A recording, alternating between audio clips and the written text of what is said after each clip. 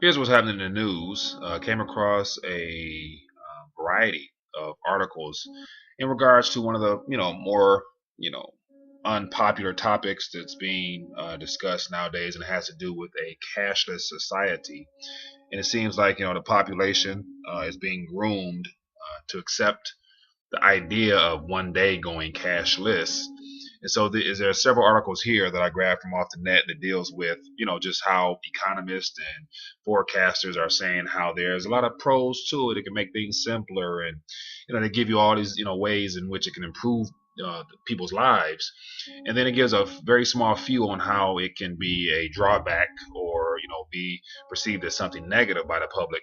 So I want to go through these articles real quickly and just share my opinion, and then I'll leave them below for you to view yourself to formulate your own opinion. But other than that, here's one from Bloomberg View. Just came out the 31st of January, and it says, "Bring on the cashless future." So it starts off by saying cash had a pretty good run for 4,000 years or so. And so once again, cash, 4,000 years, not really. But anyway, just to get you drawn in, he goes on and lists how, with negative interest rates and how the banking sector is being affected by just the interest rates being so low, or the population in general being affected. But legal tender, digital legal tender, as he addresses here, could be a good way to help stabilize things. So he goes through a few ways in which there's pros and then there's cons, and he boils down to saying that basically whatever happens at the end of the day, it's about people being able to trust the digital legal tender. And so, just more spiel on how digital currency is going to be something that's going to be drawn out for everyone to use eventually. And so, just something to check out. And then here's another article from the Telegraph. Another economist here says negative interest rates could be necessary to protect UK economy, says Bank of England chief economist. Then he says Andy Haldane argues for raising UK's inflation target in bid to give policymakers more wiggle room in fighting downturns, and suggests cash could need be abolished. And so, his main concern, of course, is the creating wiggle room for policymakers, primarily, I'm sure, the central banking right there in the UK, but just more spill on how, there's pros and cons to it and how it's inevitable in order to save the system. And it gives a couple graphs here that shows how over the last decades, how just, international policy rates have been dwindling to where ultimately there's nowhere for them to go all the way around the globe for the most part, but into the negative, which then makes cash valuable as far as worth holding. And so that's why there's such a push to get rid of it. So once again, more graphs and things like that for you to check out. And then here's one from a German economist in the Spiegel Online. It says, "Economy wiser Bowfinger calls for an end of cash." And it says, "Coins and bills are obsolete and only reduce the influence of central banks." This position represents the economy, Peter Bowfinger. "The federal government should work for the abolition of cash," he calls in Spiegel. And so once again, primary concern, of course, is the federal governments and the banks and the monetary system, as far as the central banking's, what's in their best interest. Not really considering, how this affects the public and the idea of having personal property and having your own physical, tangible asset in your hand. So, one thing just, not of importance to, the economists and things, those are in power nowadays. So a little short article, but yeah, definitely, a different perspective as far as, him being outright blunt and saying that, in Germany, especially in Europe, it is coming, extremely fast, I'm sure.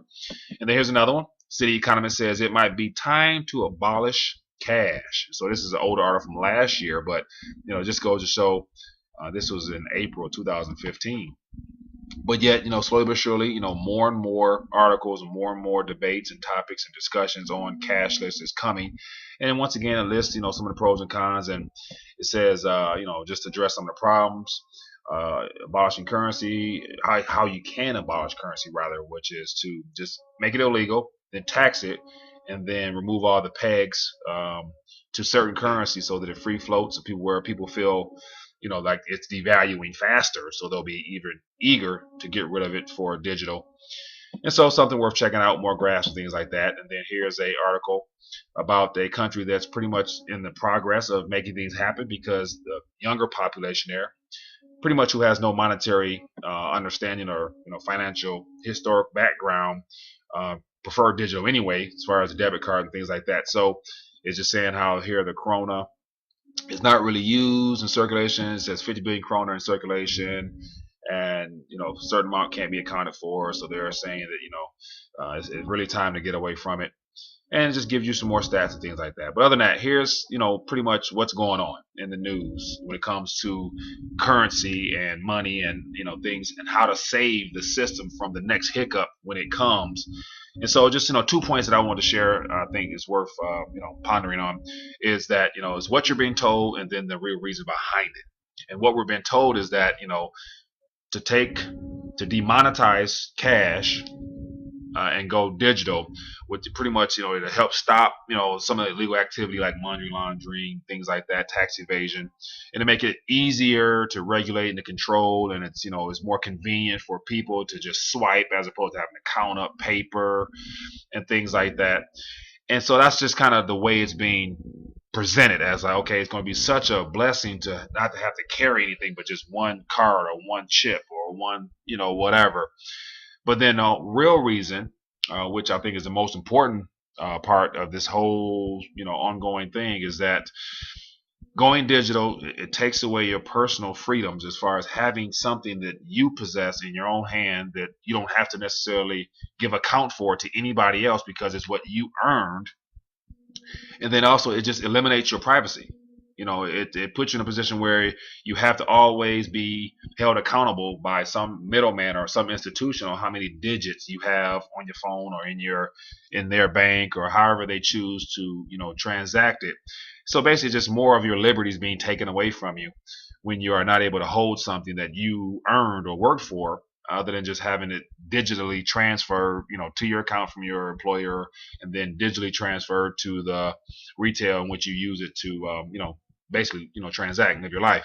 So just little things on what's going on cashless society wise. I think it's pretty much inevitable that it will come, but I think it'd be ideal for people to be aware of the entire story, other than just being told what's the benefits behind it, which is all propaganda or told by the financial institutions themselves. So other than that, little food for thought. Read the articles below. Educate yourself, and if you think this is important, share it with other people so that they can be aware of what's probably around the corner. Anyway, hope all's well. See you guys later.